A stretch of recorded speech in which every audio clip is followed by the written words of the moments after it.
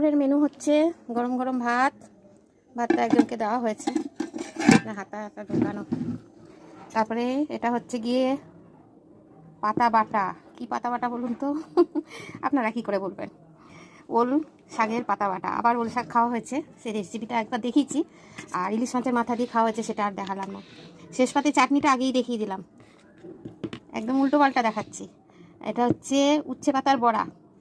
আমাদের বাড়িতে উচ্ছে গাছ হয়েছিল, সেই উচ্ছে পাতা দিয়ে বড়া হয়েছে। উচ্ছে গাছটা দিয়েছে একদম মুড়িয়ে ইঁদুরে কেটে।